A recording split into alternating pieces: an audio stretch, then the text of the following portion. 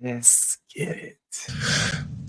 Honestly, I don't know the exact number. I think from my experience, I can tell you that 60, 70, no, obviously. I think between 40 and 50 is the amount of games in which a player can perform in a highest level. After that, everything comes, you drop because it's impossible to sustain the physical level.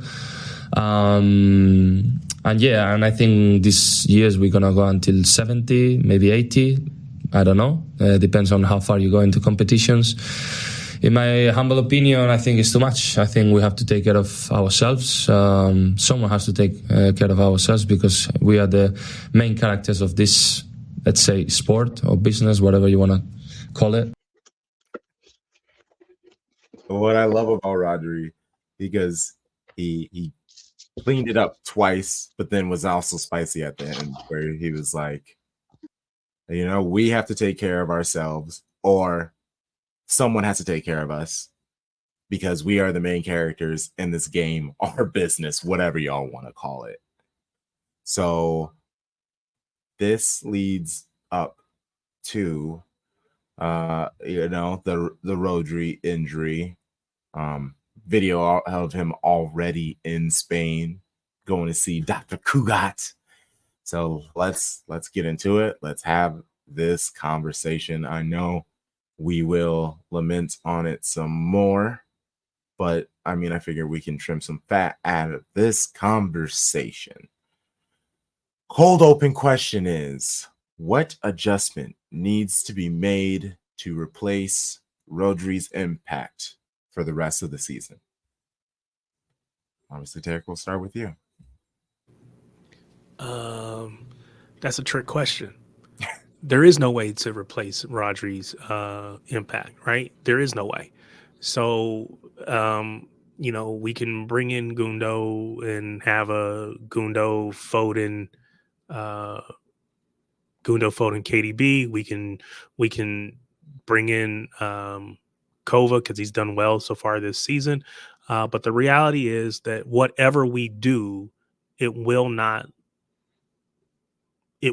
replace all of what Rodri does. So to your point, what will we have to do? We'll have to make some adjustments to our style of play. Maybe we have to stay. We've been playing kind of two midfielders, two holders, because we've had Rico moving up when he's played, inverting next alongside. So we'll definitely have to play with two consistently. So whether that ends up being a 4-2-3-1 or whatever, but I don't think that we can replace what he does. I think this is the time in which we need to be serious and no longer have Bernardo play on the right wing. Like you can't afford to do that just based off of the amount of ground that he covers. And I know Charlie says it all the time. It's going to be impossible to replace his height. Yes. That's like just his size is just, you cannot replace that. Because you just don't have like even with combinations of players that we would sub in for him, like there's nobody that has that size, and it's a little bit scary. And I think that as far as like for set pieces and especially set piece defending, I think that Haaland's going to have to be even more active than he is on defending set pieces. Not to say that he's not already.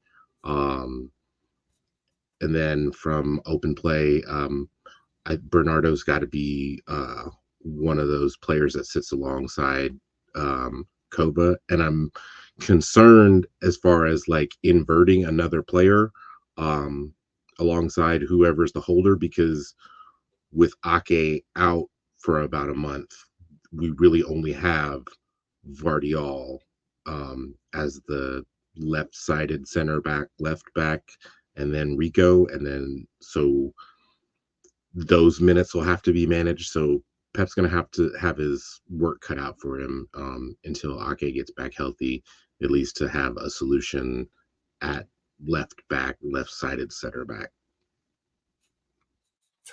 I'm asking a question I don't even have an answer to. It's Bernardo in midfield. I try to, which quite honestly, we wouldn't complain about that, right? yes, It's we wanted Bernardo in midfield and Rodri in midfield, not yes, in place of. But yes, the idea of moving him into the midfield, we're all like, okay, great. That frees up Savio, Doku, Grealish to bomb down the wings. And eventually we get Bob back for that second person on the right.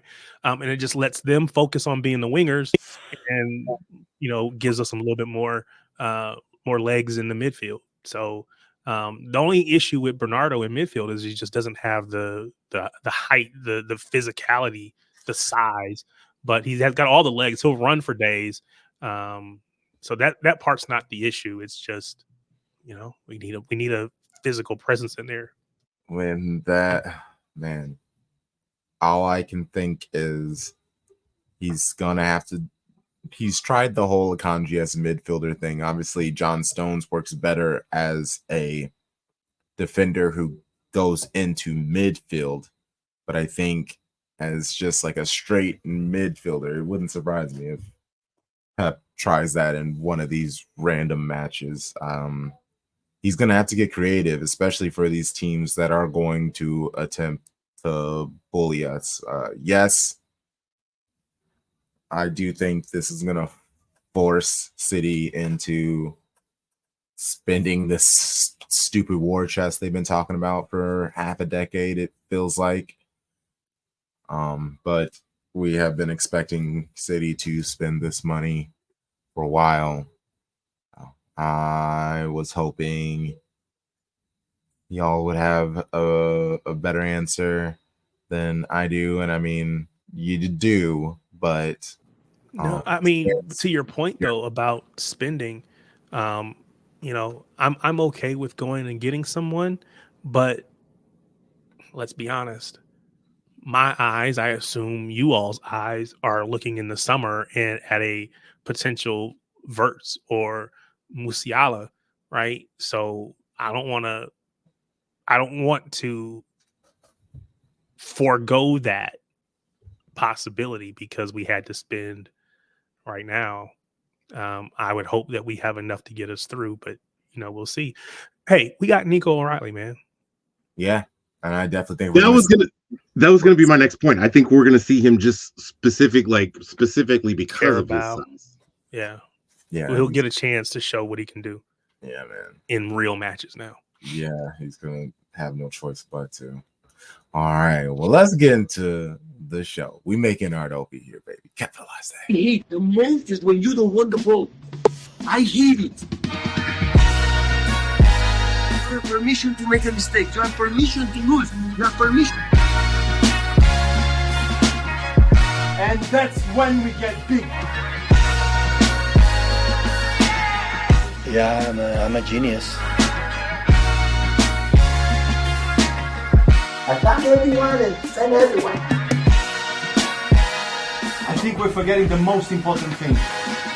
We're forgetting about focusing just on ourselves. But we can do better. We need to take the next step, and there's no better place than taking the next step here. Show ourselves out there how much we want to win it again. We win 4 of the last 5 Premier League, guys. 4 of the last 5 Premier League. Are we going to do it again? Don't ask me again about doubles, triples, quadruples, fifth-tuples, six-tuples, and seven-tuples. So... Don't do it. Hey, and welcome to episode 109 of Shades of Blue. World's famous. You know the vibes. We are the most comprehensive show about Manchester City, covering both the men's and women's game, spanning both sides of the Mason-Dixon line. We making art over here, capitalize the A. I am Crunk Chocolate. And I'm with my show bros, Tarek, Time Bomb, how's it going? How are you doing? How you feeling? Man, this weekend. Yeah. This weekend. Oof. Normally I'm like, it's all good. I feel like shedding some tears, man. It's been a rough day. Yeah, just a lot going on. Almost too much. I feel you. Is last week was a rough week for me. So I mean, I'm happy this Rodri information was pushed a week, because if it would have happened last week, I would have been in a very dark place. You know, I'm cracking up. I have this monster Frankenstein of a cocktail that I've made. You know, I'm just gonna lament my pain. Drown your Yeah, sorrows. you know the vibes. But before we get into anything, what I need you to do right now, if you're watching on YouTube, hit that thumbs up for us. Show some love. Leave a comment on what you thought of the episode, maybe a retort to something one of us have said.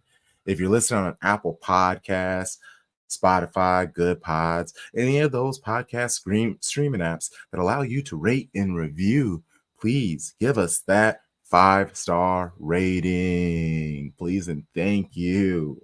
It's time for the show, though. In today's episode, so much to cover. We got a draw versus Inter, where City Basura, or should Inter get the credit? There's a draw versus Arsenal, which this draw, from the general energy from social media, which, you know, obviously I take with a grain of salt, they enjoyed this draw much more than the draw against Inter.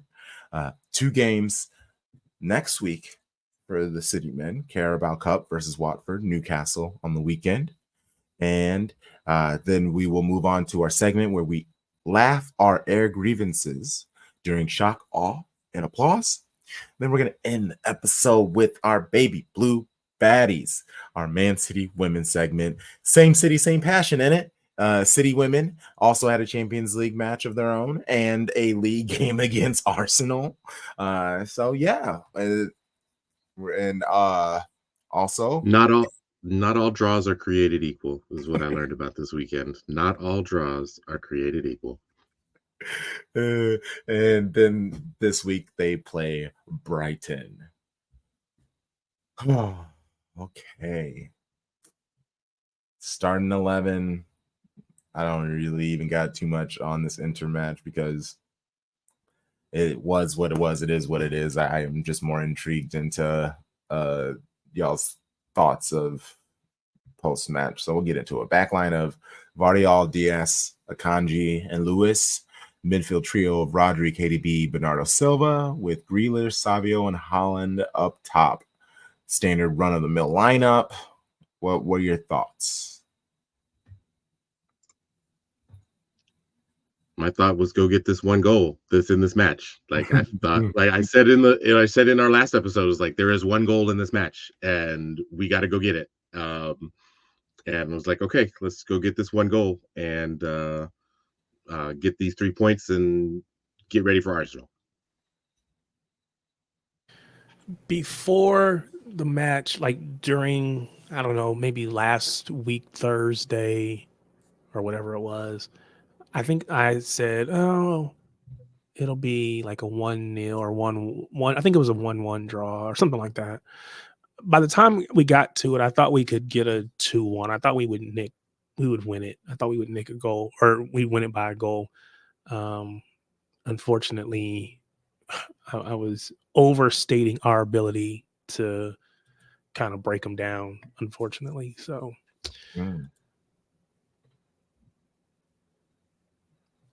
yeah, it was frustrating to watch, you know, 0-0. And I think we knew what they were going to do, right? They're going to come in, they're going to keep it tight, hit us on the break. We did well for the most part. They had a couple opportunities, but yeah, I think we got what we expected. I just thought maybe we would have enough quality to get a goal. Yeah, because other than the KDB knock, that he was a part of the double switch at the beginning of the second half. KDB and Savio off for Gundo and Foden. Savio wasn't terrible, but he was trying hard to impress Pep by taking on players, which is key. But the momentum was dying because he was holding on to the ball a little bit longer than he needed to. A little too much Jack Grealish, not enough Savio, if I can say. First Champions League match, right, for him? Yes. So yes. I just think, and it's got to get used to it's the big stage, right? And it's a good lesson to learn. And shout out to Pep for putting him out there to experience it. I mean, it does kind of not worry me about Doku, but like Doku's a year ahead of Savio, and I don't really see why he's getting the start ahead. I think it's just the left versus the right more than anything else. Yeah. That's fair. If Bob was around, I don't know that he's getting as much game time as he's getting right now. Oh yeah. Right now he's pretty much playing every match because he's the best option on that right side. Come the new year or whenever it is that Bob comes back, we will see. I expect that we will see his numbers go down quite a bit as far as matches he's playing, and Bob, of course, will. I think Bob will be our primary right side winger. Yeah, that's fair. Anything else specifically in this match happened that you remember that you're like, I should mention, should talk about? No, it was in the middle of the week, so I didn't really get my notes down like I liked. And a 0-0 draw, I was not against Inter. Okay, so good. So good and bad with this 0-0 draw. So the good, Manchester City extended their UEFA unbeaten streak to 24 matches, 16 wins, 8 draws. Bad, for the second time in 42 home UEFA games that Manchester City have failed to score. The last time was a goalless draw against Sporting in March 2022. The conversation was about how should we perceive this match. A 0-0 draw at home isn't great. On the other hand, if there's a club you can feel good about having a scoreless draw with, it is Inter Milan. They won Serie A last season by 19 points, 7 more wins than their rival AC Milan. Proper time, since the match should have given you plenty of time to just wear those rose-colored 2020 hindsight goggles. So how should citizens feel starting off the CL campaign with what part of a match? There's work to be done. I mean, you could tell that Inzaghi came in here and said, okay, we're going to make sure that nothing happens in this match. And I need to make sure that nothing happens in this match so that I have all 22 or everybody on my squad is ready for this Milan derby. Like that, because that's, to me, was probably more important to Inzaghi than this match against us. So, and in some ways, like the fact that they lost at the death is kind of more of an indictment on City versus Inter necessarily doing the right thing. Like, I think I might feel differently if they won the Milan derby, but since they lost and then they held us to a draw, I'm not feeling great about it. I do understand that there's going to be plenty of opportunities for us to make up whatever points that we need to in round 2 and other subsequent rounds. That stated, we're probably not going to be in a position that we necessarily want to be in going forward, just kind of because if you look at all of the other matches for round 1 and you see who came on top, there weren't a whole lot of draw. I mean, Arsenal drew, but like that's not a team that I'm necessarily taking seriously in this competition. All of the other teams that I would take seriously in this competition got the 3 points. Except for Barcelona. And they got a red card. I said what I said. Fair enough. Fair enough. Oh man. Okay. All right. Well, we'll keep it moving to the match against Arsenal. I want to talk about the Chicago and the Premier League Fan Fest experience. Shout out to them. Still got my bands on. Take me back. I want to go back. Oh man. Got to meet Selma in person. She goes by like Selm on Twitter. So that was really nice. Introduced me to her nephew, little brother. Sorry, my bad. I'm probably gonna cut that. I think it's her nephew. I think. Yeah, I see her on Twitter all the time, so I think it's her nephew. I got to meet him. He's like a big Grealish fan. Yes, he was super cool. He's very nice. Introduced me to a few other people. That was very nice. We, Thelma, me, and a few other just like random City fans were on the right end watching the two televisions. There was one on the left side and the right side of the stage where Rebecca Lowe and the company were. We were on the Arsenal side. More on that later. But I saw Ariel. She said hello. Got to see Gal Pal Sports, Emily and Leslie. Got to have great chats with both of them. They both showed so much like love and respect, and just like, we guys, they're proud of us. They see what we're doing. They want us to keep it up. So it's just like stuff like that. It's great, especially coming from people like Ariel, like Emily, like Leslie, they've been in this game for a while. So like it's great for people to like that to throw us positive affirmations. Shout out to Kenny from Chop Soccer. I was able to spend some time with him, see his mijo. He's 15 months old, but I'm pretty sure I talked him into renouncing Arsenal and becoming a citizen. So like, I gotta wait another like 7-8 years, but I'll find out. The rain though, it rained from when I got there about 7:45 to the moment the match was over. Truly, the final whistle blew, and then the rain just slowly stopped. Shout out to the event people. They did have ponchos, and that protected me up to the match because I took it off during the match. I was like, I'm not wearing no poncho during the match. It's raining. It rains in Manchester. They ain't wearing no ponchos. I'm not wearing no poncho.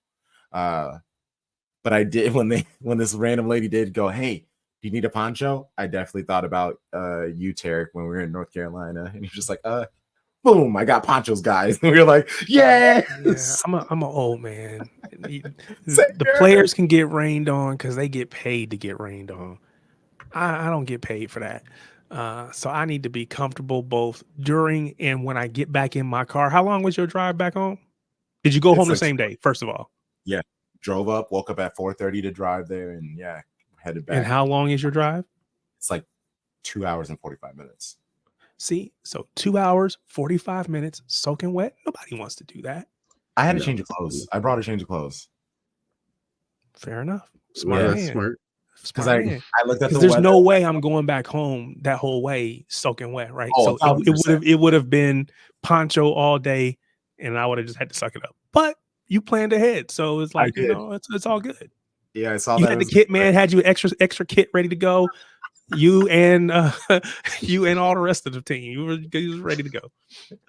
I saw that it was gonna rain, and I wanted to be. That was my equivalent of in the football games on like during winter games in Green Bay. There's like the guys shirtless. That was my football equivalent of that. It's just like the only person, and I was like the only person out there, just like without a poncho or a raincoat on. I'm just getting poured on, slowly sipping my beer. Actually, not slowly. I was drinking it quickly because I was getting rained on and it was getting watered down naturally. So I was drinking, but I was sitting there just getting rained on, drinking my beer, covering it and drinking it. It was a good experience. But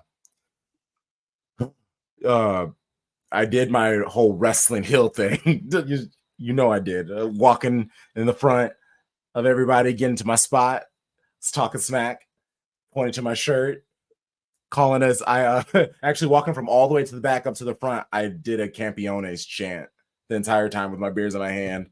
So that was really fun.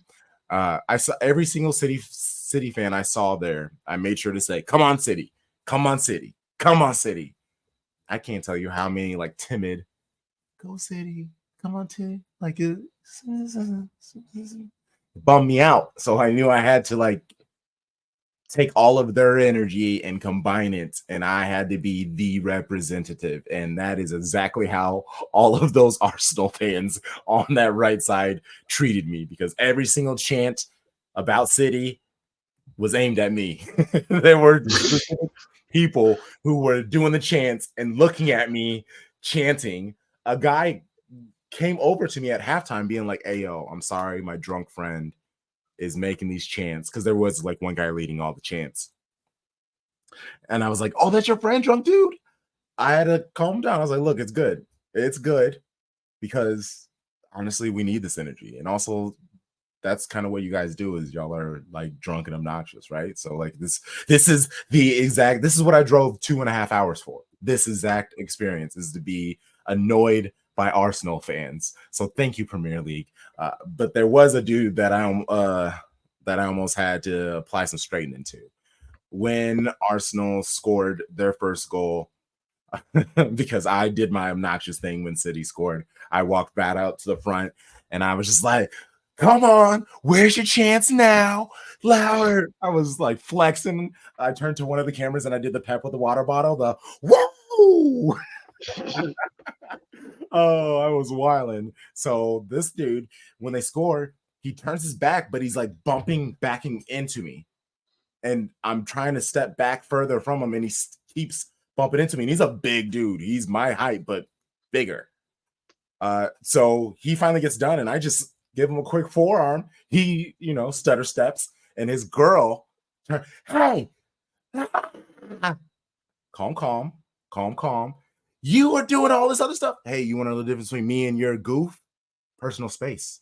I was in front of everybody talking my stuff. I didn't bust anybody's bubble. Have fun, talk all your stuff. But when you're gonna like back into me like a little punk, nah, bro, I'm gonna apply some straightening. If you want to like turn to me and talk shit to me to my face, like I'd love that. I actually would like legitimately love that. Like let's You do would. the real shit. Yeah. You would. But he didn't. He turned his back like a punk and tried to like back it to me like he didn't do anything. But you know who didn't say anything? The dude who bumped into me 3 times. He was quiet the entire time. He let his girl talk and then like slightly tapped her on the shoulder to tell her to please relax, but didn't say nothing to me. And then when Arsenal scored the second time, guess what? He was jumping, didn't touch me. Amazing how that happens, huh? Like, bro, just respect the space, have fun, talk shit. So I've never been in, what is it, a mosh pit or whatever. Yeah. Is that mosh pit behavior? Like you jump, I know you jump like into people, I guess. I don't know. I don't know. Yeah, I've never done it. like So maybe he fans, felt like, oh, I gotta jump into you, but yeah, don't bump me, dude. Yeah, don't bump leave me, me in my space. You're backing up. Like Again, celebrate, but give me my space. That's all.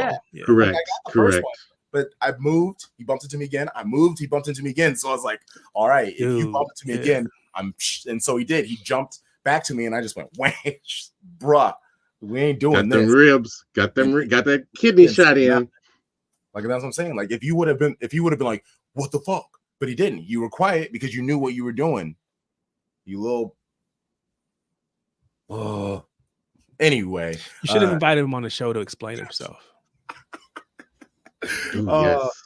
Because they were like, when I say they were singing all of the chants, they were singing all the chants. 115, Dirty Little Cheats, Etihad's Library, Where Are the Man City Fans? Like all of the hits. I was thinking about that when you were talking about it earlier. Do we have too high of expectations for what fandom looks like for a Premier League team here in the States for the most part? Honestly, I mean, I want that. That's what I want. Yeah. That's what I was looking for every time I go to these preseason matches.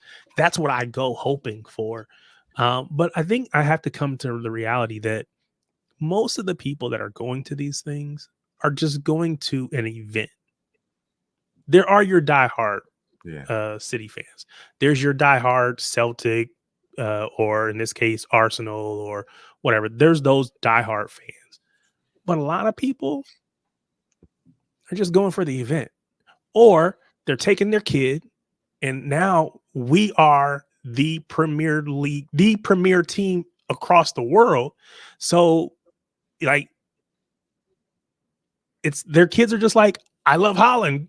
Buy me a City jersey, buy me a Holland jersey. And parents are just taking their kids. They're just there for the event. They're not really bought into the whole atmosphere and environment and all that. And so I get disappointed every time, and maybe I should just change my expectations. So what you're saying is that Lindsey Horan was correct. Oh, no. And no, I would never say that. I would never say that. I would never agree with that statement. But what I would say is,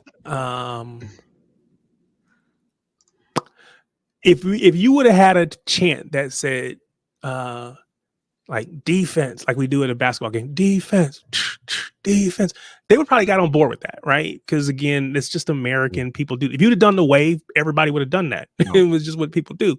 But I don't know how many of them are really bought into. But again, you had the Arsenal fans that were there and they did their thing. But how many fans are truly like know all the chants or even care to know them? Mm-hmm. Yeah, and I mean, there were tons of Arsenal bias just from the DJ because they played multiple songs that the Arsenal people did chants to, but they didn't do like Johnny Stones, Rodri's on Fire. They didn't do any of those things, and I definitely felt a way about it. And also, shout out to Premier League Fan Fest, the production show. They also have a production show Mondays and Fridays called Premier League Fan Fest. I was on that Monday morning. And the two hosts for that are Arsenal fans. So I talked about Chicago and Holland scoring his 100th goal and what that means to the squad, but we didn't really talk about the game and my thoughts on the game. But with all the Arsenal fans and even the one United fan that they had on, they talked about the match and their thoughts on that with them. And I was just like, Oh, you've been fighting for your life for 2 days, is what you're saying. You've been fighting for your life for 2 days. Honestly, like it is the vibes, you know, just surrounded, and I'm just trying to do my best and just be like smugly supporting the team. And I want to I'll share, I'm making a vlog of my time there. It was really tough recording because it was raining nonstop. I'm still surprised my phone is alive. My Face ID doesn't work anymore though. I have to type in my code every single time now. So that's an L that I took. But anything for just in time for the new iPhone 16. It's amazing how Apple times that, isn't it? Right. It's weird how that happened. But I bumped into a guy. He legit, you'll see it and I'll share it. But I walked up to him and I was like, look, it's Jack Grealish's cousin, because he had the similar Jack Grealish haircut. Except for he had like more hair cut off, and he was wearing a Jack Grealish shirt. And he was like, Jack Grealish's cousin? What do you mean? I'm Jack Grealish-ish. And he's actually a Tottenham fan, but he's from the area. And even when he started talking, you could kind of like hear the accent. And it was really good fun time chatting with him, because he just, the British man, they know how to make fun of themselves. It's amazing. I have like so much respect for them. It's just like, how do you guys not take things seriously sometimes? Like, big respect. I can learn so much from y'all. But yeah, it was just overall a really amazing experience. All the things that they offered, had there. You could have kept yourself very busy for a while. I had multiple Guinnesses with the Man City crest on it. If you follow me on social media, I definitely shared them bitches. It was truly a fun I don't experience. drink, but I was impressed by that. I was like, that's pretty cool. The fact that somebody could do that. I don't know how long did it take, but yeah. It was I waited maybe like 30 seconds, 45 seconds for it to happen. Oh wow. Yeah, it wasn't too long. This man was out here drinking bread in the rain. That is, you a strong individual. Hey, I mean, the hiding in the trees helped. I was able to enjoy like there was like a brief respite. And I had to wait till 9 actually. All right. I got there at like 7:45 and I walked straight up to the bar because there was nobody in line. I was like, look at all these losers. Nobody's in line drinking. And walk right up there like, I already know what you're here for. Bar doesn't open till 9. So I had to walk and wander around for an hour. Well, that was nice. They had a wall that you could sign on, and it was no room for racism. So that was really cool. And they gave you a no room for racism pen, and it was all a very cool experience. If the next one comes anywhere near you, either of you, or anybody listening, I would advise you to try to make it to at least one of the days. Naturally, the Premier League trophy was there, but I've gotten multiple picks with it, over the years. So I let all those other non-City fans basically experience. There was so much red in those lines. I thought about talking smack, but it was a very overall positive space. There weren't too many people talking smack, unfortunately. It sounds like you had a great time. Like I'm very jealous. I don't know if I know that I had seen it. Like, oh yeah, it's in Chicago, and I know I had seen the date, and I don't think I actually put 2 and 2 together to actually go. So yeah, definitely next time it's anywhere near me, I'm definitely gonna try to make that happen. And the next time I see it, I'll put it in the group chat because I don't think I did. It's funny because I think maybe the time before last or whatever, it was like in Philadelphia. And my wife was like, oh, would you go to that if it was close by? I was like, maybe. I think so. I don't know. We'll see. So then when it came, I was like, do I want to go? And it's right basically down the street around the corner, probably about the same distance for me as it was for you, Krung. I could have easily done it. I would have been salty though had it rained. So that part, the rain part. Yeah, but you know what? I think I said this like in jest and maybe slightly in jest, but a little bit of truth to it. I would have been really angry yesterday because I was like, you see people who do we do watch alongs occasionally, right? Mm-hmm. And when I do a watch along, I'm sitting here watching it on my tablet. I'm kind of very, very, not even kind of, very subdued. When the cameras aren't on, I'm like yelling and screaming and I'm fuming yesterday. I wouldn't have wanted to be around people right then. I wouldn't have wanted to be around people. That's fair. I because of all the beers I had, it was like the 85th minute. And I was like, if I'm gonna miss anything, I need to go use, or if this match is gonna end like this, I need to go use the pisser now. Because if I try to run to go pee because I'm about to, while everyone's talking shit to me, I don't want them to hold that above me or think that I'm running away or something like that. So I was like, let me go handle business and come back to the crowd so I can just take my shit like a man. Because like I said, I was talking smack, and if you give it, you got to be able to receive it. When I say that City go, boy, oh my gosh, I was charged. And I wasn't even talking smack to anybody. It was just me, just let's go. You thought I was becoming Super Saiyan. Oh my goodness. And again, like you, Terry, like that's why I stay home and watch these games. I feel like even at home, I'm more subdued. Something about just watching with all the extra people and all the energy. Yeah, you definitely. I was celebrating like they won the title, bro. I was lit, especially in the rain. Felt like it was a movie. Like, bro, it was great. It's beautiful. So, I mean, I'll be honest. Like, it was like the 85th minute, and it wasn't looking good. And I was like, you know what? I've been up since 6:30 this morning. Let me just go ahead and get my start on this frustration nap that I'm about to take. That's about to hit so hard.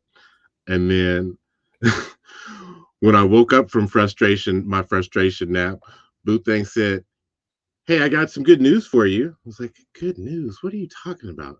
Like, City lost. Like, and they were up a player for a whole half. And then Bootang showed me the results, and I was like, oh, what? Huh? Are you serious? Oh my God. Let me go find these highlights real quick. I'm sorry. Give me just a second. Thank you for telling me, but also shut up for a moment so I can watch these. Right. Yeah. Correct. Yeah, no, I was determined to just sit there and watch through it all, but Mhm. I had no. I mean, again, anybody that tells you they knew we were gonna win it, or they were not even win it, but we were gonna get that goal and we were gonna tie it up and get the draw, they're lying. I at that point I was kind of resigned to it's over. We're gonna lose, and just gotta figure out a way to get those points back over the course of the season. And then pretty much the last kick, there goes Johnny Stone. So he does his thing, but at no point in those last couple minutes did I think we were going to score. Yeah. Okay. Uh, As a key development in Mikel Arteta's side then that makes you believe that they are? You can ask him, because if I say something, they will say that I'm playing mind games or something like that. Always I have a highly opinion about him, his team. Everybody knows that he grew up as a team year by year, so there's no doubt about that. And both years have been close, but we have been so strong as well, and still we are strong, and looking forward for the game. Pep might not want to play mind games, but you could tell Arsenal had their cauldrons bubbling dark magic all throughout the match, which is unfortunate. They decided to play that way against City because they're a talented squad. Here's Pep on all of the things that they do well, which is a little funny because he does predict how Arsenal score a goal and why City struggled to score in the second half. Set piece is not easy because they are so tall, taller than us. In the transitions, her backwards are quicker than our transitions offensive.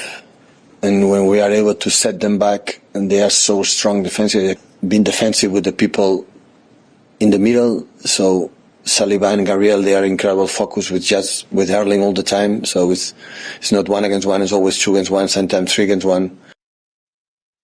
And even double down focusing on the fact about beating low blocks. Still, I'm concerned how we can do better, create more chances when teams defend so deep. This is always my dream, my target. So defend 8-9 players in the 80-yard box. Okay, how we have to do it? How way to find a little spaces to do it, and with the transitions. Because with the bigger space, everyone has spaces. Bigger spaces is there and legs. And this everyone can do it. But when defend so deep, because we are good in the build-up and defend away, or because the opponents defend, for example, like Madrid last season, Inter de Milan, the way.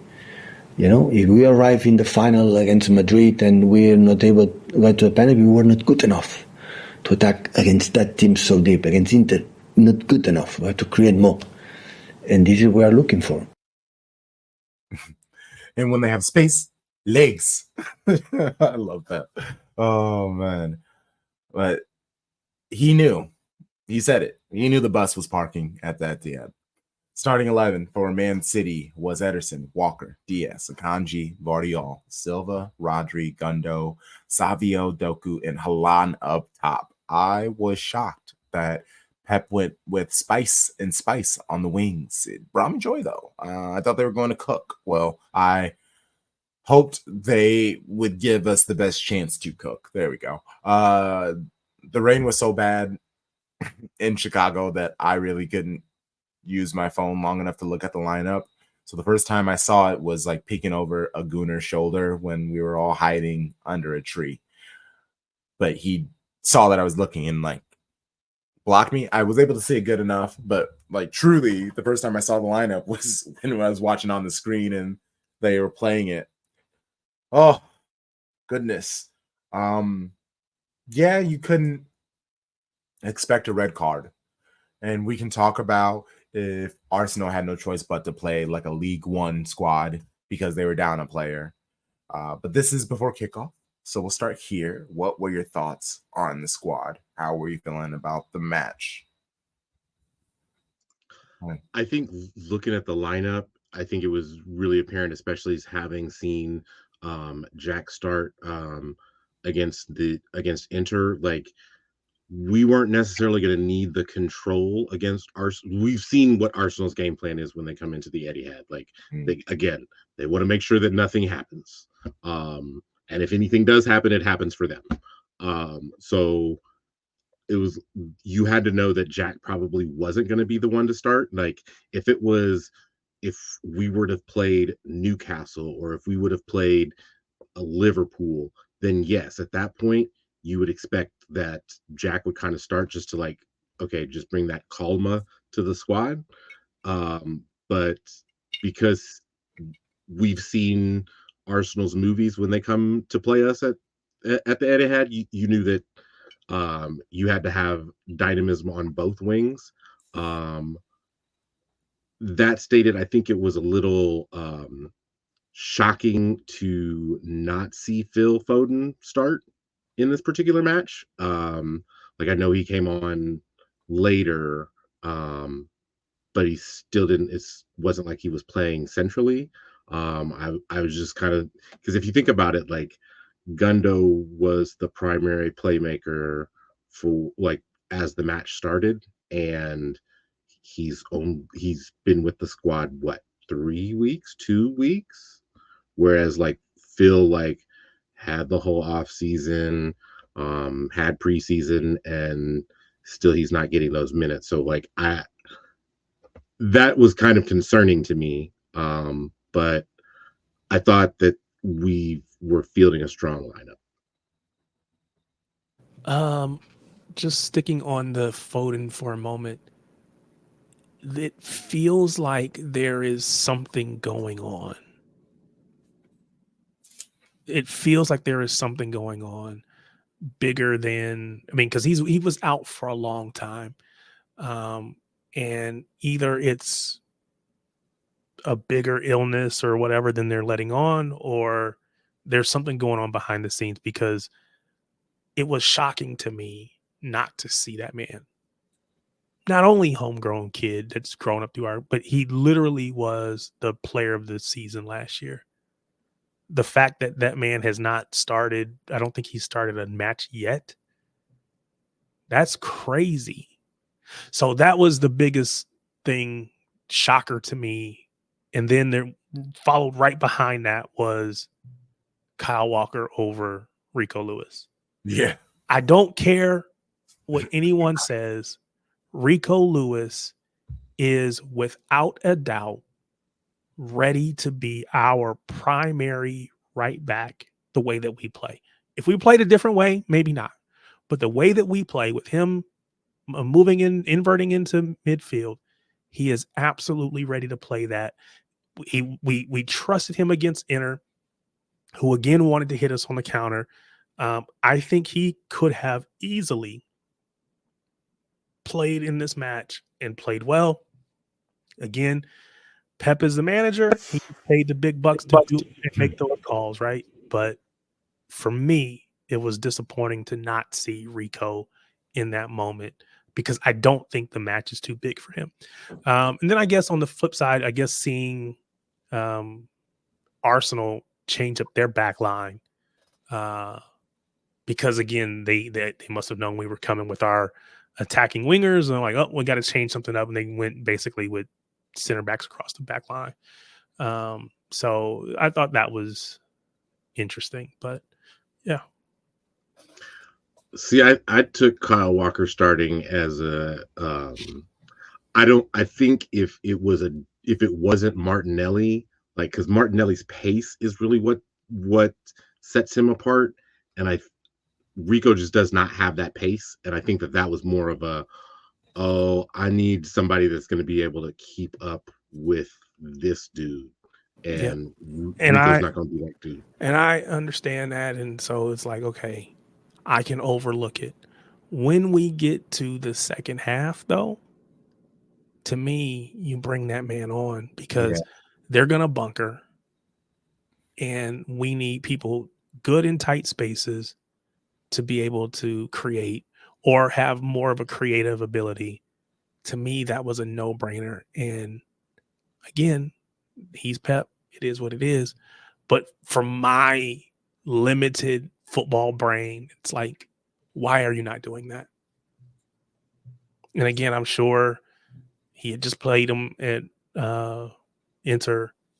He's probably going to play him against Watford, but Yeah. that was disappointing. Yeah, no, I'm with you. Okay, so where I mean, this match, there's just so much like, yeah, there were the goals. We've kind of talked about the goals. Where do we start? What do we want to talk about? Because there is so much. There's the whole Roger situation where 26 seconds into the match, Kai Havertz, runs into Rodri, and Rodri goes down. It's just kind of like, okay, it's 26 seconds, no yellow card coming. But I think when you let that go, it sets the tone, because big fella up top don't take lightly to you running into his teammates. So you run into ours, and the 4-minute mark, Holland runs into Saliba. They're going for a header, but it wasn't. I don't think it was dirty or it wasn't intentional. He had his eyes on the ball. He went for it. he But just Saliba, went for it. but Saliba felt it. Yeah. Saliba felt it. Mhm. I think Holland has heard the questions about him in big games. And so he came into this match prepared to show everyone that he is ready to play in every match against any opponent, anytime, anywhere. But I definitely think buddy. letting Havertz run into Rodri and know nothing, that set the tone. And I actually wrote the ref's name down because I really don't usually care about the ref. I actually had to write his name down so I know who it was. Mr. Michael Oliver. Yes. I think he lost control of that match from the very beginning. Yep. But there are some that argue with the dark magic that was exactly what Arsenal wanted of the match. Michael Oliver gave it to them. But you can also argue because of Trossard's cards and a lot of, like, Arsenal got carded a lot, that they fell for their own trick. Yes, I would agree with that from the standpoint of, like, typically when a team goes on the road and faces a team with superior talent and superior coaching, a tactic that can be used is to make this be a street fight and not a football match. I think that's kind of what Arsenal's thought process was in this match. And that's what got them tripped up, because that's why Trossard got that second yellow and was like, oh, well, crap. Like, that did not work in our favor necessarily. So it does not surprise me that, like, I mean, hell, they're probably still too worried about pickpockets coming, from down from the stands in the Etihad and, picking their pockets or whatever. But I think that's why, yes, it is a tactic that you can use, but you also have to, like, make sure that you rein it in appropriately. And I don't think that it showed that they did. And to our credit, like, based off of the way that the match went, like, to think that we only had 3 players on a yellow card, and they're the suspects that you would think would get yellows, Ederson, Diaz, and Bernardo Silva. Like, I think that the tone of the match, like, even though they said it, we played it well enough to get a result, obviously. But I don't think that people are talking enough about the fact that we did, once Rodri went out, that's when they started to look much, much better. Because, like, that from the 21st minute when he went out to that second yellow card from Trossard, you have to say that they were the better squad. Like, they just were. Like, I don't think that I mean, and it's not fair to Kovacic to expect him to, like, get into this match and, like, basically replace Rodri. We spent the whole opening of the show saying, like, no one player is going to be able to replace Rodri. Yeah. And it was apparent that he could not be replaced. Because that's when they were finding all of their joy. Yeah, no. I think on one hand, I want to say that they came. So they're like the little brother that, they're trying to prove a point, right? Last year they came with the mindset, oh, if we can just get a draw, we can win the league. They realize it doesn't work. So it's like, okay, are they going to come and actually try to win it this year? We know that when it's all said and done, it's like 77 to whatever. I think it's 77 to 23% possession at the end of the match. But the second half was 88%, right? So it's like, okay, we knew that the second half we were going to dominate. But the first half, we still had the ball 66% of the time. So it wasn't like they were controlling the match per se. We dominated the early. To your point, as long as Rodri was on the pitch, we were dominating. Not even just like up, we were dominating. And so I think there's no question that the Rodri injury was a major turning point. Even probably just mentally for our team. We know that, hey, when that dude is on the pitch, we don't lose. There's just a confidence in that. And then you see that man go off and it's like, oh, there's our talisman. He's going off. He's maybe not our best player. He's not our biggest goal scorer, but he's probably our most valuable to the way that we play. And so mentally, I think that probably was tough to see. And it definitely changed at that point. And then they let us back in it with stupidity. But it was just, I don't know that they really, like, you asked them, they'll say we had to play this way. It was one of the questions you asked at the very beginning. We had to play this way because we were down a man.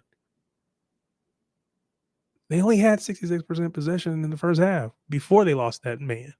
So it wasn't like they were dominating the ball. I don't know. Yeah.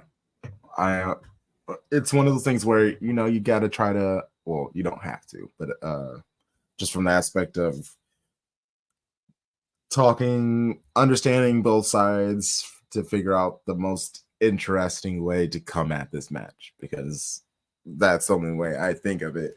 And yeah, sure, they needed to, and that's exactly how, like, every Arsenal fan, like specifically Righty, like before I went live on that show, they had their own like PL weekend show, and it was like, I think it was Kathy and Righty, which, by the way, Righty, how do you have so much time to do all of the things that you do? Like I don't get it. All of the things. Like he just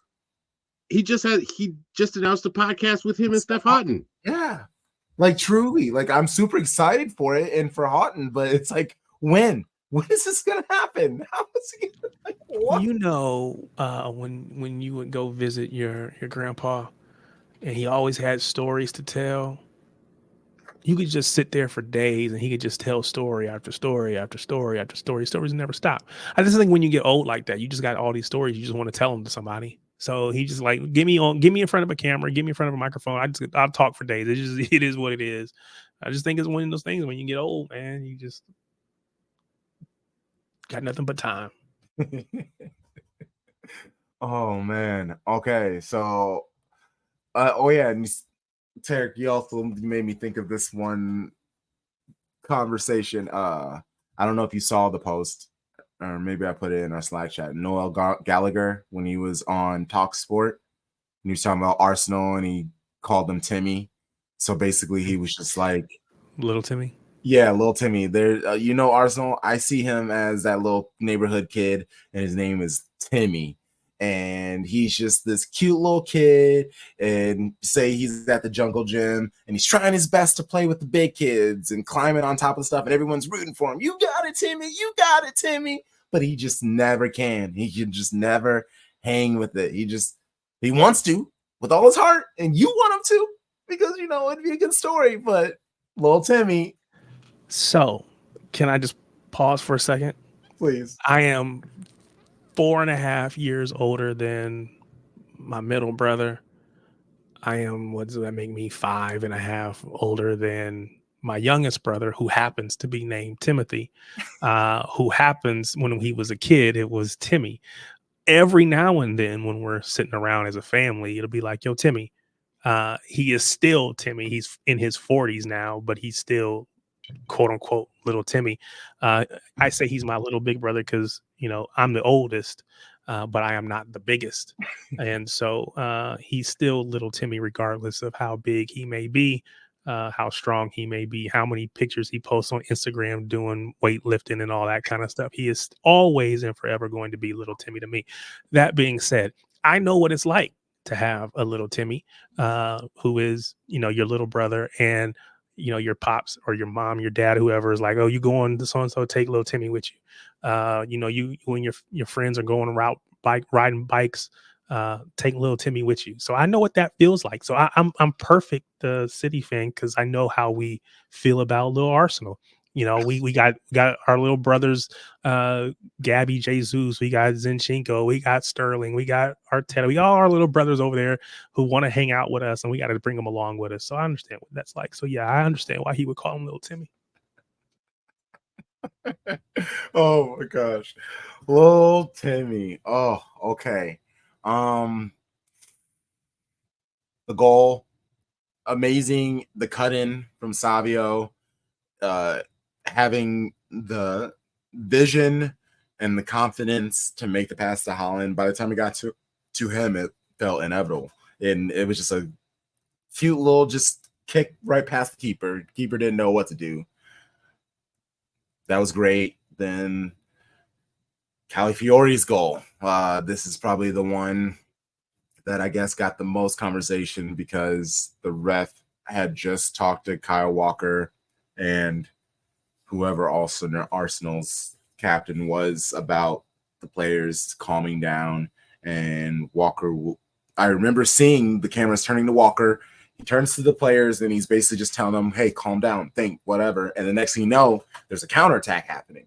And Calafiori smashes the ball into the goal. Pep is livid. He is losing it. And I can't tell if he's mad because it happened, if he's mad at Savio for not tracking back, like what's going on. Once the match ends, that's when you can see that the ref didn't allow Walker to get back too much. And if you really look at it, Walker starts heading that way, but then the ref turns his back and starts going to another direction, and then starts the ball. So in his brain, he saw Walker tracking back, but he did not double check to make sure how much he tracked back. I don't know. It's this weird thing. Did he do his job? Did he not do his job? What happened? I don't know. What are your thoughts on that situation, Callie? Like, what I want to say is that goal, the shot, beautiful. Like, that's the problem. And that's what I'm saying. With both Arsenal goals, they were good goals. It was a great header. It was an amazing shot. But they just do so much bullshit. I can't respect the quality because there's just so much bullshit.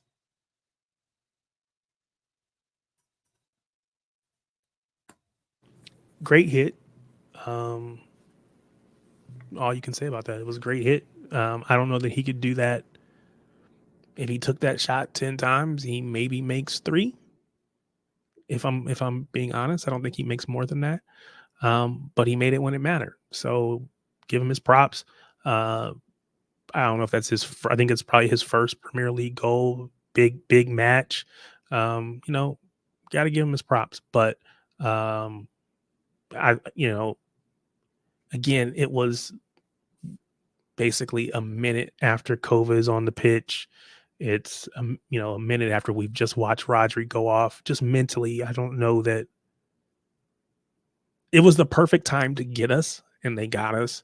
Again, the ref didn't do us any favors, but it just kind of all conspired together in that moment to give them an opportunity. And so it was unfortunate to see. When I'm watching other teams score against us early, it's like, oh, too early. It's too soon. When we scored early, I knew there was going to be more in it. It wasn't going to end 1-0 with us scoring a goal in the 8th minute, right? It was going to be more in it. There was a point where I questioned, what the heck, did we score too early? But yeah, seeing them get that goal was disappointing. But just everything just kind of fell right for them in that moment.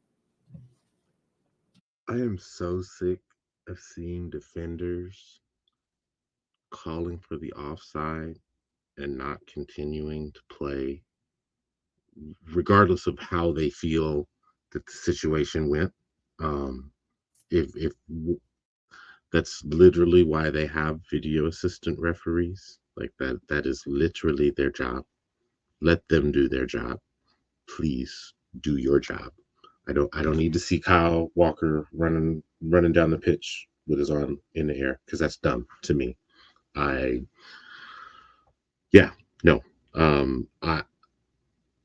was he offside? Maybe. I don't know. Like, looked close. Cool. Did he could he have played that better? Absolutely. Like, and I think that's what's the most frustrating part is, like, that he got the start over Rico Lewis to deal with Martinelli's pace, and he wasn't dealing with Martinelli's pace. I hate to go all Bill Belichick over here, but do your job. Do your job. Let other people do their jobs. Yeah, and the only thing I'll say in Kyle Walker's defense, and I'm pro Rico, right? But I'm going to defend Kyle in this moment. That he got called over by the ref, so he has to go over. And to Crunk's point, he's trying to get back in place. Maybe if he's given the right amount of time to get back, maybe he clears that, he heads that ball out, the ball over the top. Maybe he heads that out, and it never becomes a dangerous situation. But because he's, doesn't get that time, because the free kick is taken from, 24 feet closer to goal than it should have been. All these things, right, conspired to create a situation where, like I said, just, you're never going to always get the run of the green. And so it's just like, it is what it is. But I think, again, it didn't help. You said he had his hand up. I think he was kind of motioning to the ref, like, dude, you told me you got to give me time to get back. I don't know. It's a little frustrating. Not even a little. It was a lot frustrating, but we got to live and learn. And live and learn we did. Yeah. Then the Gabriel header again. Walker, I'm blaming that on him too, because, like, that's Gabriel was his man. No question. And I understand, zonal. Everybody wants to do this zonal marking stuff, and I'm just gonna hit y'all with the Bomani Jones. Like, yes. I don't care the sport. I don't care the gender of the people playing the sport. Zone is for cowards. Period. He was matched up with them kind of one-on-one.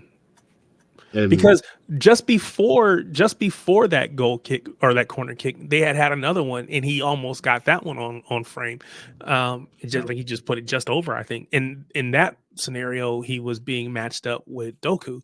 So when the next one comes around, Doku's standing there. Kyle Walker walks over and kind of tells him, no, I got him. Doku walks away. So now it's Kyle Walker here. Right there is Gabriel, and they over there playing patty cake. He's tapping them, smacking them. They smacking each other back and forth, playing patty cake. And then just a little okie doke, one step this way, go the other way. He's on the back post, goal. Kyle, you got to be better. Quit playing patty cake. What are we doing? I don't know, man. It was frustrating. Very frustrating. It was very frustrating. Was not the performance that you would want to see from a captain. From a captain who was on the pitch for his defensive ability. Because he's a whatever. I don't want to be too rough on Kyle. He wears sky blue.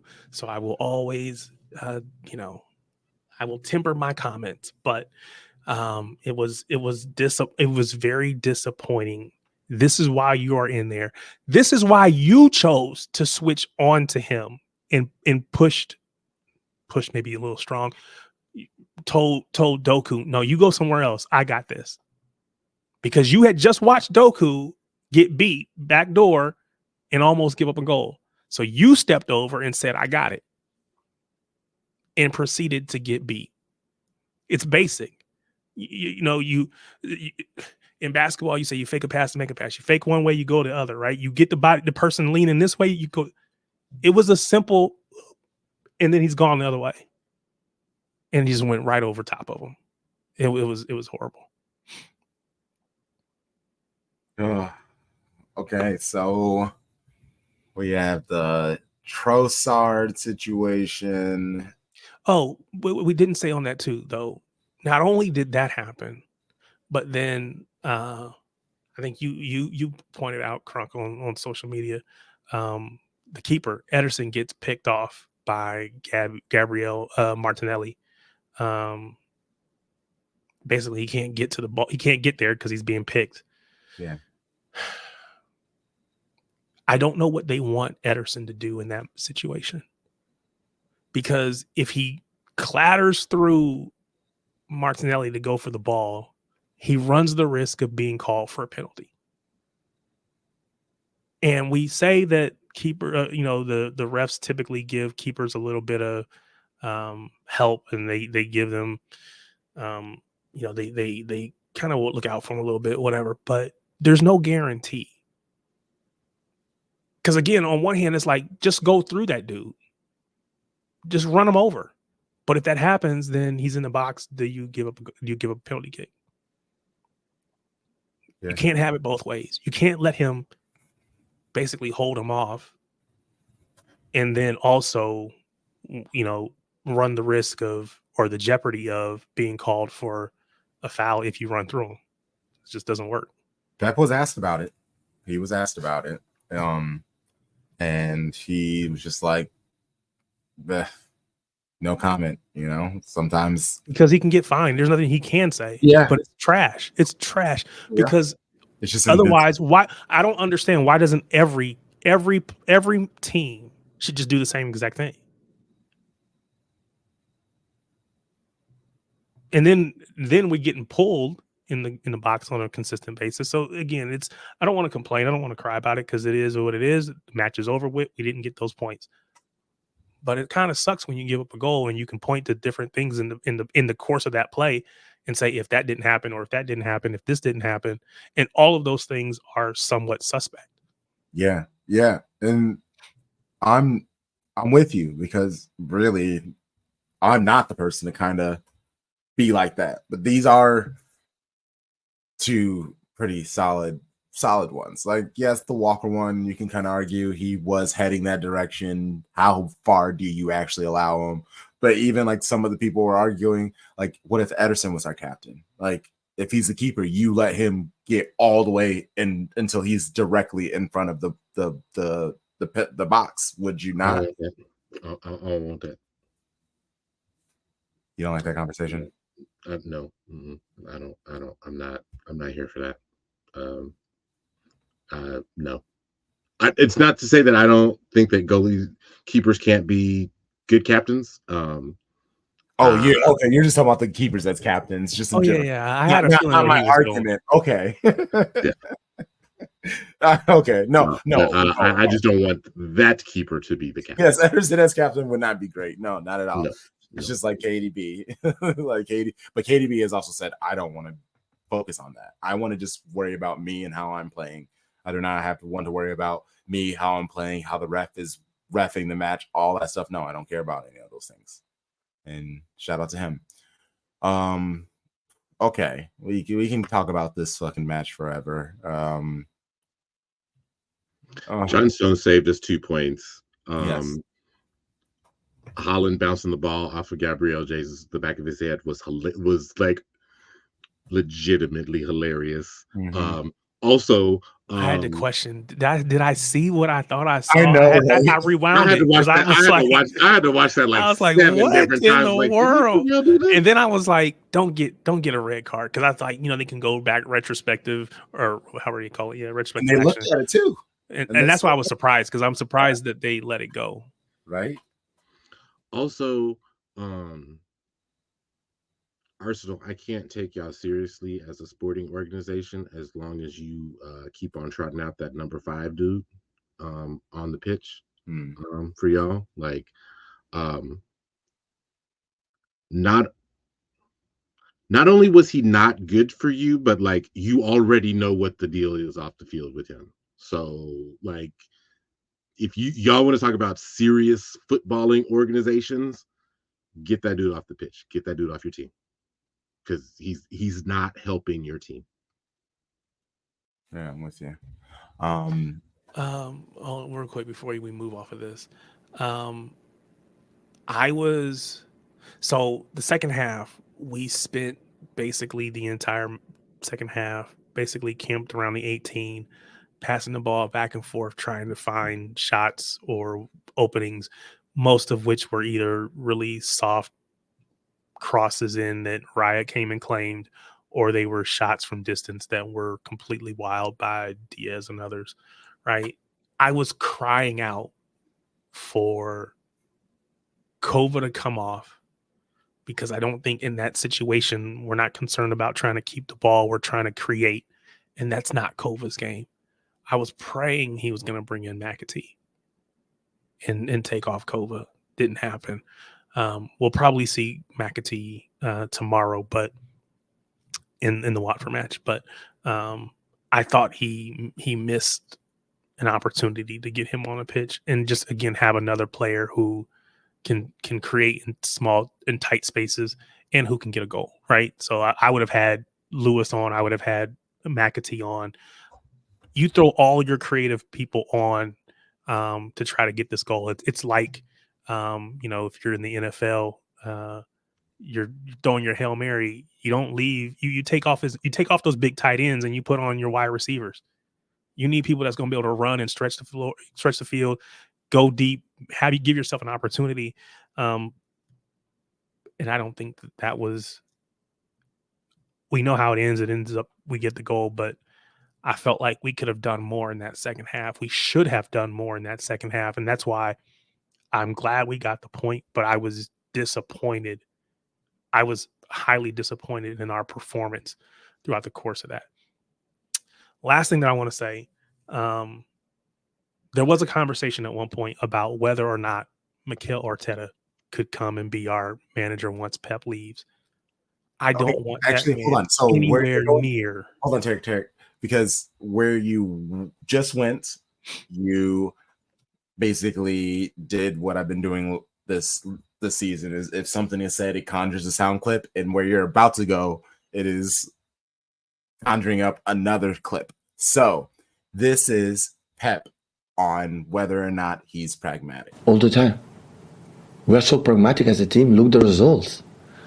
The people think have a build-up, have a lot of passes, or maybe not good long balls or transition. We are not pragmatic. Pragmatic?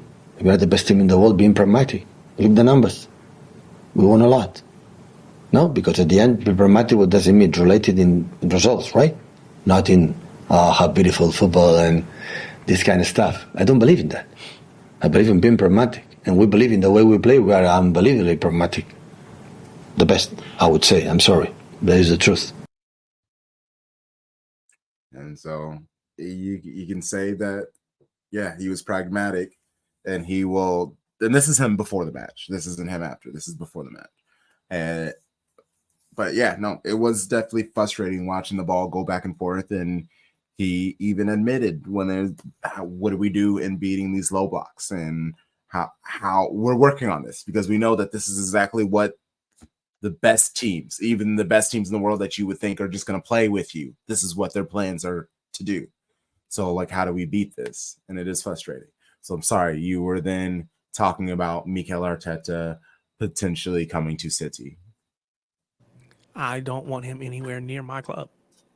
I have grown to strongly dislike this guy. The complaining, the crying. Maybe he was that way when he was here. I don't think he was, and because he was just the second or an assistant, it didn't really matter. You didn't really see him that much. But in the 85th minute, I wrote a note that he grabs the ball out of bounds to try to slow down the play. I think Grealish is the one that's over there. I felt like he should have gotten a card or something because, again, they're trying to slow down play. You've given out cards for time wasting. The ball goes over there. We have somebody running towards the ball. He wants to grab it, not just grab it and hand it over. He grabs it and kind of turns to try to keep it away from Grealish. And I was praying that Grealish would do him much like KDB did, push that man, smush him in his face, whatever you got to do. I wanted that so bad in that moment. I think we have given him too much respect because of his time with us as a manager, and he gives us none because you don't do that. Again, we might win, we might lose, we might draw, but I'm not even gonna say the dark arts. I'm not gonna effectively cheat a team that I have respect for. Pep wouldn't do that to Barcelona. Pep wouldn't do that to Bayern. This man doing that to us, we give him too much respect, and he gives us none for our team and our players. And I don't want him anywhere near my club at all, ever again in life or the afterlife. Okay, so basically, because Tarek don't curse, I'm gonna be his anger translator real quick. Thank you. He said that man is bitch made, and he don't want that bitch made dude nowhere near his club. That's what he said. Because, and if you think about it, what he said is like, well, you know, we played like there were 7 minutes of stoppage time, and we played 7 minutes. I don't understand why the goal was scored in the 8th minute of stoppage time. I don't understand why we continue to play, which we'll get to it. We're not there yet, but we'll get to it. This is why both he and Jonas Eidevall are cut from the same cloth, which is a cloth of bitch made, because they both bitch made, complaining about how much stoppage time is or when the whistle blows, and all that good fun stuff. But yeah, that man bitch made, and I would totally agree. I don't want him anywhere near Manchester City Football Club at all, ever, in this life, the next, the one after that, and the one after that.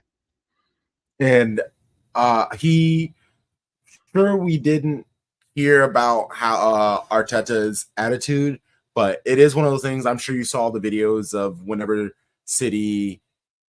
Arteta was a part of City's coaching staff and City played Arsenal. Whenever we would score against Arsenal, he wouldn't celebrate. Like it was small things like that. He was always quiet. He always had it ahead in the back. But yeah, no, he's definitely on some bullshit. One last thing I want to play before the match. After the pragmatic conversation, Pep was asked, would you or have you ever set up a tactic and told your team to just go for a 1-0 win? Sometimes, yeah. When you play shit. Sometimes it's a good. What's up, Mikael? I'm like, ugh.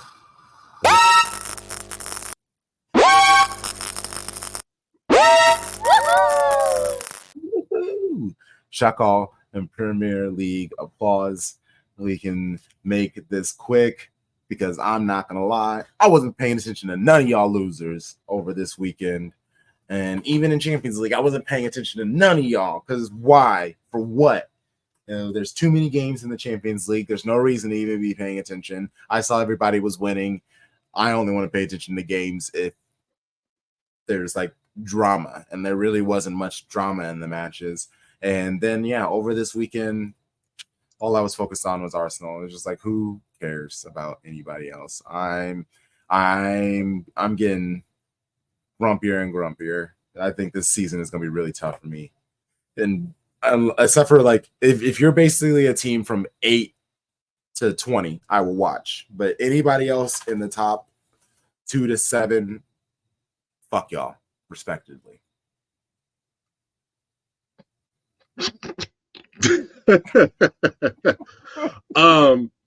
So what I will say is the performance that probably shocked me the most.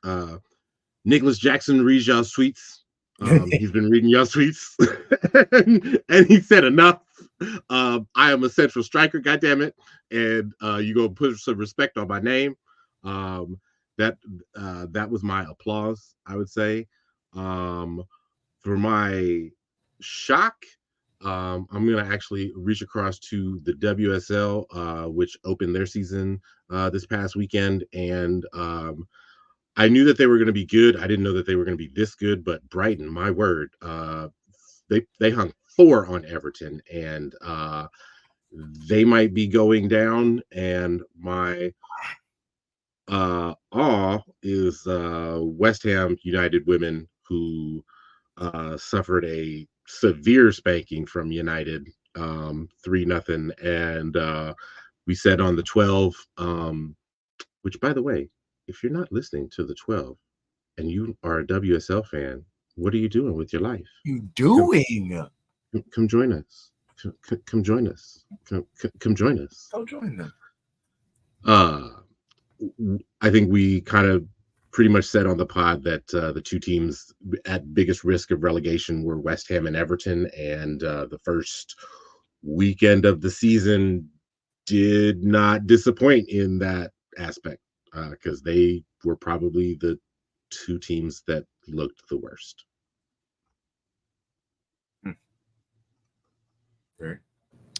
For me, again, I'm kind of like you. I don't really care about nobody else in the Premier League for the most part. But I am my forever captain, Vincent Kompany. I got to give him his props. Again, perfect 4-0 start to the season in the Bundesliga with a 5-0 win over Werder Bremen. Elise gets 2 goals. I think he got 2 assists as well, maybe. That was the summer signing that they brought in. I don't know if he said go get him or what, but things are looking good at this point for Vincent Kompany. And to just harken back to the conversation about how I don't want Mikel Arteta anywhere near my club, there is still hope for Vincent Kompany to come back and manage after Pep at some point. So if he continues on doing like he's doing, showing and improving in the biggest leagues on the biggest stages, I think he'll get that opportunity should he want it. So kudos to him. I don't even care about his club, to be honest with you. His club gets props by proxy because he gets props. Yes. So it's all about Vinny Kompany for me. So kudos to him. And we'll see what happens. How long they can continue. The Vinny Munichs. Okay. Let's quickly do these previews and score predictions because we gotta do baby blue baddies. But I'm not gonna lie. I gotta say this real quick. I watch what y'all do out there. I don't. Nope. Sorry. I'm trying to say this without being too spicy. So I see what you guys are doing. I see where things are trending, and I'm noticing y'all are doing some longer shows. I'm not saying that we were ahead of things, but there were specifically some people when we started, they were like, I don't know about this long form stuff you're doing. Our listeners can't really listen to long stuff. That's because they weren't locked in with you like that. And just in general, just long form content is becoming more relevant, more prevalent. See, what had happened was the refs decided that we're going to make sure every minute of the game gets played. So we got to get this stoppage time in. See, right now we're right at that 90-minute mark, but there's at least 15 minutes of stoppage time to still go. He said we're doing NWSL levels of stoppage time over here. We didn't get the first half stoppage time and the second half. We got to combine them together. There's at least 5 and 5 on each side. So y'all we about to step into stoppage time. That's all it is. Yes.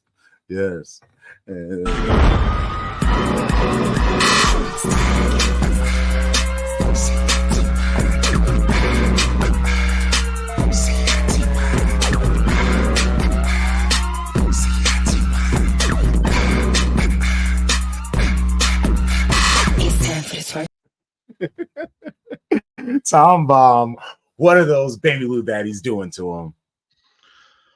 Apparently not doing administrative paperwork regarding visas. Because my word, I don't think that we can't start this segment without talking about this because Jesus. So it was disappointing. It was disappointing to hear. It was like, what are we doing? Yes. What are we doing? So Bunny Shaw did not make the trip to Paris because apparently there was some confusion with her visa. I guess the club had sent her to get an expedited visa at the French embassy, and they were promptly denied.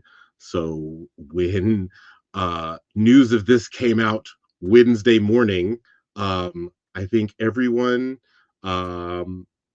that's a Manchester City women's fan kind of like started freaking out because Bunny is the club record holder for goals. Like, you can't go and I think we all knew how important it was for us to advance to the group stage of this competition, and because we haven't done it in a very, very, very, very long time.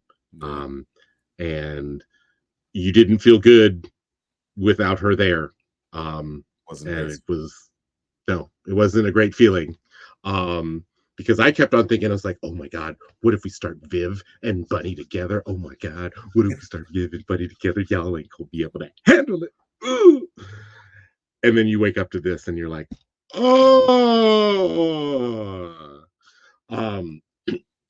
So I think I actually was a little bit interested in how we would deploy Vivian Miedema, making her City competitive debut essentially. And I was wondering, is like, are we going to see her actually in the midfield, or are we going to see her actually up top as a striker? And it was kind of interesting. We actually saw her play in the midfield as a 10. So the starting lineup for City against Paris FC, we had Yamashita in goal, left to right, Layla Wahhabi, Alex Greenwood, Laya Alexandri, Kirsten Kasparai on the back line. Midfield, Yui Hasegawa, Jess Park, and Viv Miedema. So we actually did do the dueling 10s. And then across the front line, Lauren Hemp, Mary Fowler got the start up top, and Oba Figino got the start on the right wing over Chloe Kelly. I thought that was interesting. An interesting move by Gareth, and the fact that Chloe Kelly does not start this match. You would have thought like, oh, she's definitely going to start against Arsenal. That was interesting to me. Hey, Tom, explain to me again why Kiara Keating isn't starting. I think that this is just a, hey, Kiara Keating is under 21 years old. We know that most keepers like don't become like the full finished product until well into their 30s. We want someone with a little bit more experience, who's also going to be able to teach Kiara how to play in big pressure matches. Ayaka Yamashita, she is Japan's goalkeeper for their international team. She's played for Innit Kobe, which has been the second best team in the WE League in Japan 3 years running, and then won the inaugural year. So I think that this is just kind of saying, hey, we kind of want someone a little bit more mature in between the sticks. Not to say that Kiara won't get. Are you okay? So I'm pretty sure you're again, Tarek, you're about to go where I'm going to go, but I am going to, like how Tom Baum was your translator, I'm going to be Tom Baum's translator. This girl spent the summer partying a little too hard and not focused on what she should have been. And City brought in a like you did say, a person who has proven himself is a true professional, and you do hope that Kiara takes this as a chance to learn her lesson and straighten herself. But I said it earlier when I was talking about the preseason. Yamashita came in here to take Kiara's spot, and I thought that this was going to happen. And when we get to the Arsenal, she got the nod there too. It's looking scary because we know how quickly he moved over from Roebuck. Like, we know he is prone to just moving forward and just going that way. Yes, she will have the chance to win her position back, but I'm worried for her. She is, so that's fair. We'll see if she gets an opportunity. But it sounds like two things. One, she was brought in to compete for that number one spot, not just to back up Kiara Keating. And then two, I guess that was a question. Keating was the starting keeper for England, correct? No, she was not. Okay. Yeah. Okay, that makes sense. So, all right.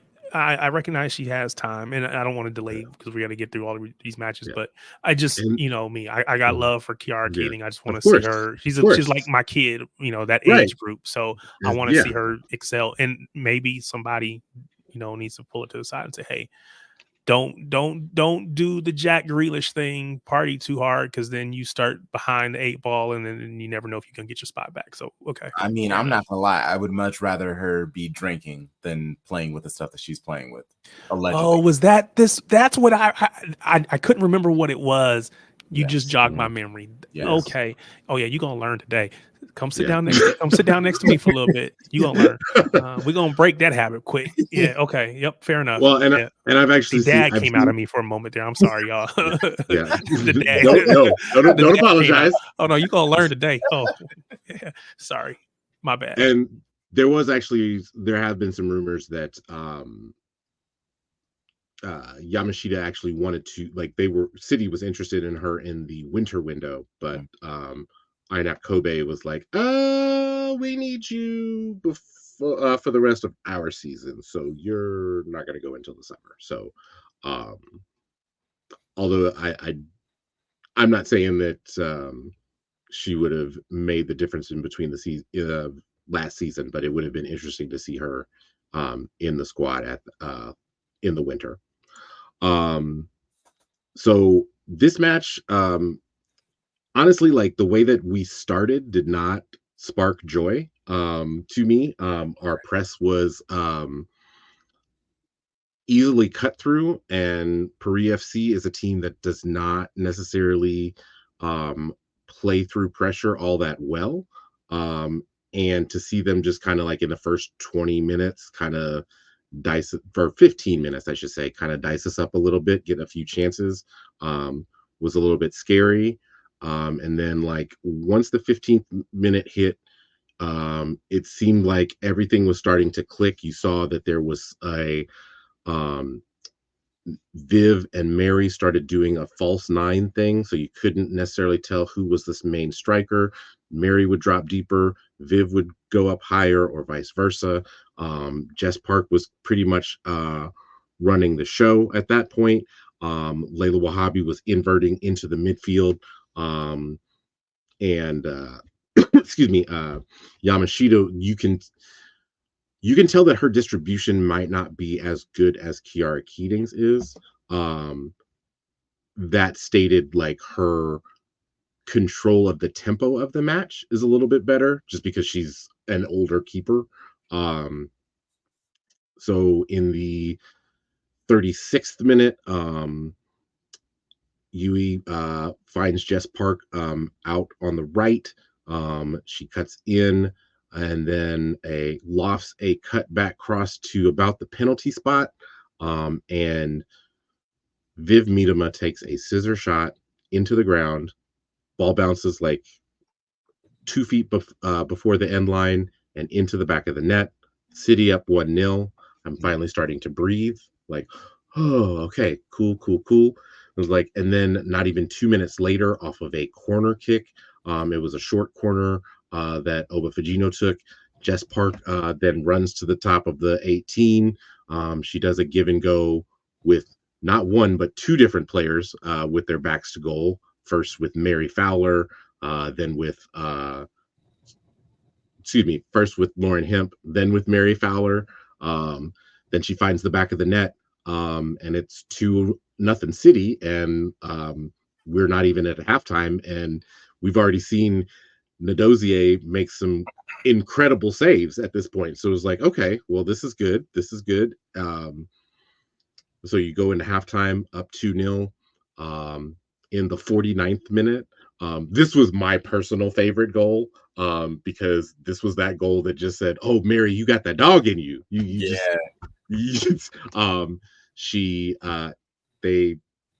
I believe it was Grebelwald passed the ball. The defender passed the ball back to Ndozie, and she just kind of took her time on it and took a bad touch. Mary just pounced on it and put it in the back of the net immediately. And it's 3-0 City.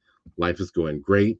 And then in the 58th minute, Oba Fagino crosses across to Lauren Hemp in the box. She heads it. Ndozie saves it, but just kind of deflects it wide right into the path of Jess Park. Jess Park buries it home. It's 4-0 City, and you are feeling real good about getting into those group stages. We make a bunch of changes in this match, including the City debut of Lily Murphy. She gets in the match. Chloe Kelly gets in. Alana Kennedy, Laura Blinkhill, Brown, and Laura Coombs all get in. Excuse me. So they all get in, and all of a sudden it's a break. And Lauren Hemp gets this beautiful through ball from Laura Blinkhill, Brown. Hits her shot hits the post right into the path of Chloe Kelly, puts it into the back of the net. 5-0. That is how the match ends. It is other than the fact that Bunny didn't make it, is a perfect business trip to Paris. You get the win, you score 5 goals, and we now will play the second leg of this competition. Let's see. Oh, this week, Wednesday. Yes, Wednesday. Yeah. So Thursday, excuse me. Oh, sorry. Yeah. So you're feeling really good about advancing to the next match. The next round, you just feel really good about it. Yeah, like this. I think that this team showed me something in that particular match. I was very shocked, very surprised, and liked what I saw. So then we go. The women also played Arsenal. We played Arsenal at the Emirates. And you would think that this would mean, because we did, just travel to Europe, we would have major lineup rotate. No.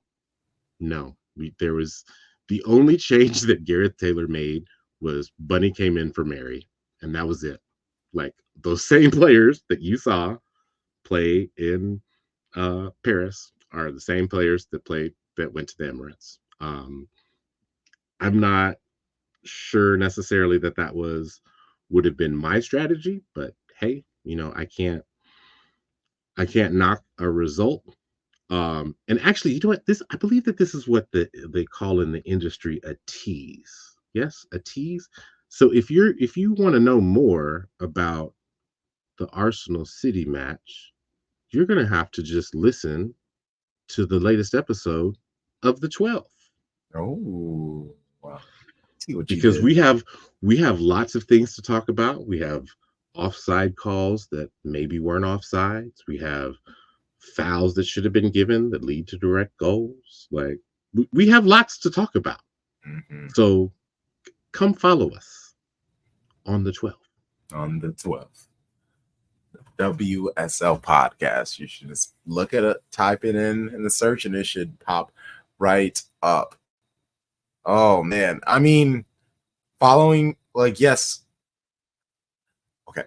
Arsenal got the double over City Women last season. So getting this draw is a step in the right direction, technically. If I'm trying to find a happy, and Emirates, it was like 45,000 people. It was loud. It was rocking. It was like, it's a tough place to win at. Yes, the calls didn't go for them, but watching what they did to Paris FC,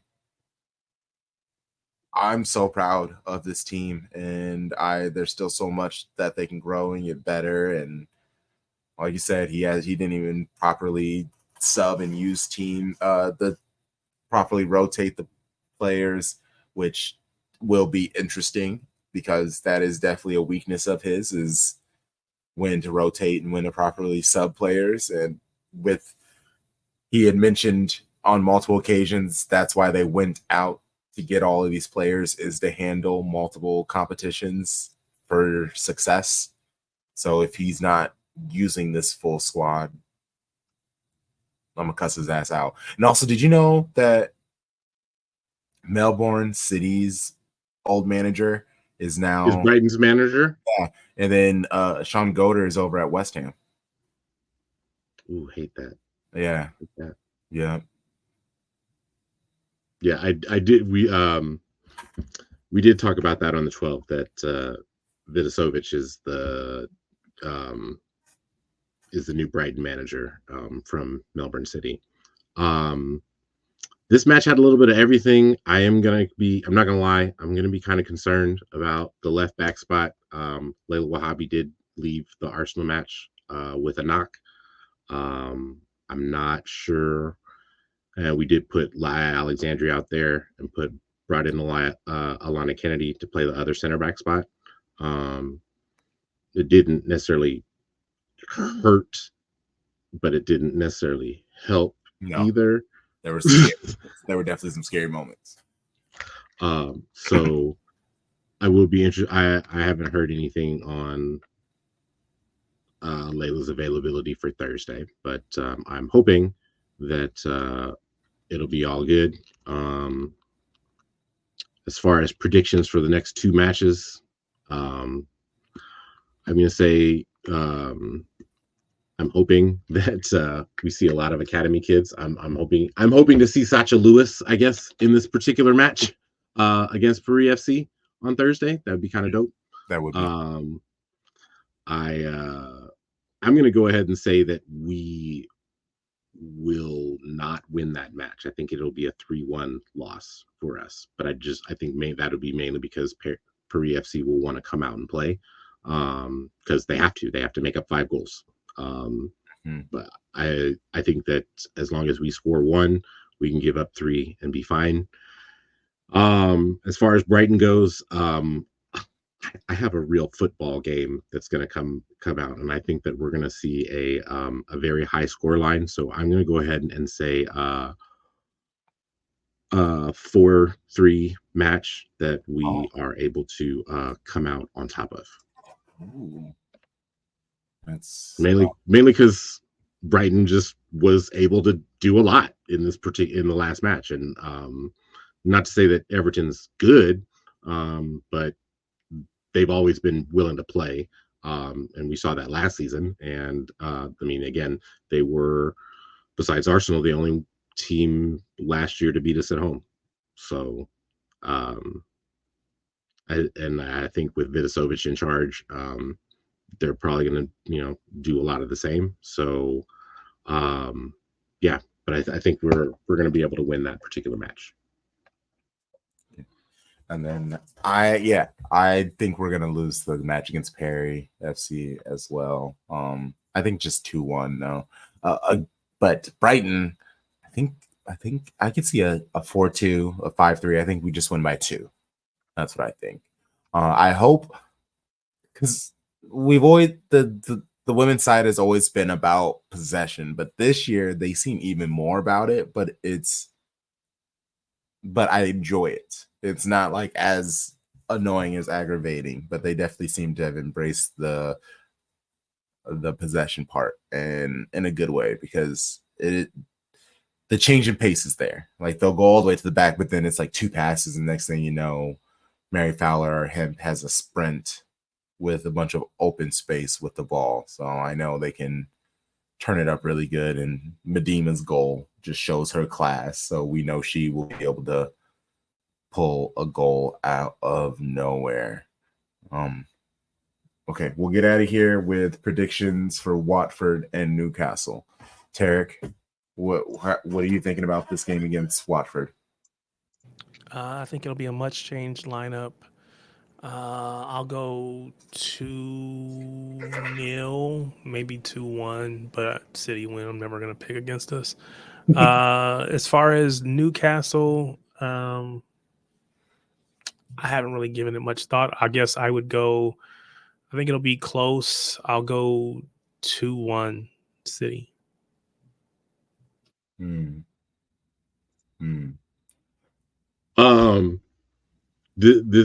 Tomorrow is going to feed into my James McAtee agenda. He will start. He will have a goal. He will have an assist. He'll probably have a yellow card too. But I got us winning that one 3-1. As far as Newcastle goes, I'm going to say that we will win that match. Let's see,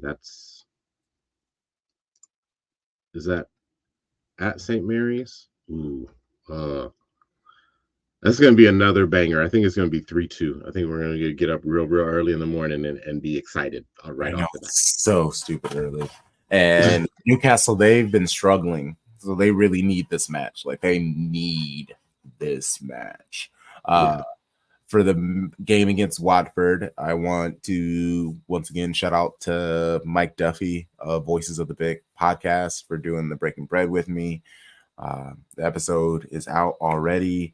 If you're listening to this episode, just go to our previous episode. It's right there, Breaking Bread. It was funny because he predicted 5-0 win from City, even when I gave my starting 11, which is a highly rotated. I had Joshua Wilson-Esperand, Akanji, Stones, Lewis, Ortega, midfield of Nico O'Reilly, Kova, and McAtee, and then up top, Grealish, Savio, and Foden as false 9. And he was like, even with that, yeah, you guys should win 5-0, because they had 2 big injuries on their game, their 4-1 loss this weekend. And before that, they had another really key player lose. They're sitting in 8th already. I'm positive the way that he made it sound like is just they're going to have a heavily rotated squad. Like he wouldn't be surprised to see some of their young players playing in this. They just want to get out and try to stay alive in the championship. So yeah, I'd be happy to see it. I would love to see a 3-1 win. A clean sheet would be better, but just you're asking for a lot. I know. And then Newcastle, I'll take a draw, man. I don't know. This is a match fully without Rodri, we're having to figure some things out. It's Newcastle at home. Like I said, they've been struggling this season. They need this win. They need a win, not anything else. They can't draw against City, who's reeling, just lost Rodri. Eddie Howe is fighting for his life, whether he is aware of it or not. So he needs that win.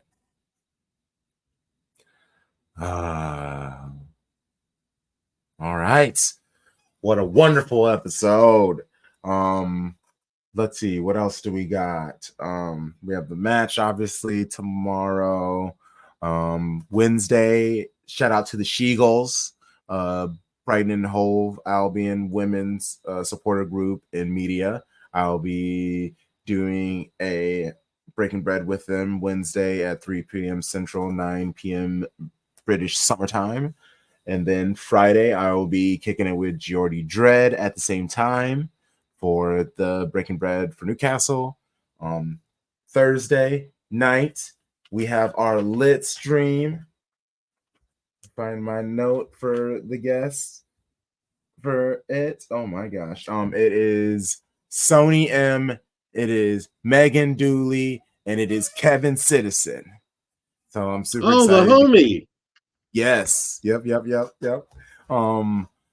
So we have them, a fantastic, great show for you. And both games on this weekend are at 6:30. So no pre-match shows for you, no kickoff shows.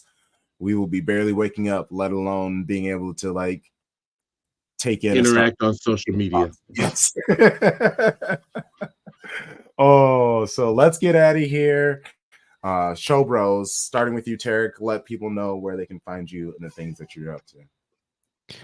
You can find me on Twitter at Tarek Peterson, TarikPeterson, TarikPeterson, at Tarek Peterson on Twitter, on Threads. Feel free to get at me on either one of those. And that's it. Yeah. Come on. Normally, this is the part that I plug myself, but I'm not going to plug myself. I'm going to plug The 12. You can find us on Twitter at The 12. That's all spelled out. WSL, The 12 WSL. Come follow us, and so we can chop it up about all of the WSL action that happened this weekend. Yes. And just follow us at Shades of Blue and W on any major social media platforms that we are on. It is at Shades of Blue and W. Find out what all of our amazing shows that we have to offer. The 12, your favorite wrestling podcast, Arsenal 86, us. We got 50 Plus Donor. They're back this Thursday. They start an hour before us in our lit stream, so 6 p.m. Central. 50 Plus Donor and B-Flim, they do their thing. And I am starting up the Redacted Football podcast with my good friend Maddie. He is a Manchester United fan. He grew up in Manchester. He now lives in London. He is like my older crazy friend. And we basically sort of talk about football, but we talk about everything else. It's basically just a fun little passion project, but look forward to that. We honestly are just going to drop like multiple episodes at once, and that will be the newest show to the network. You know the vibes. Shady gang, shady gang, shady gang.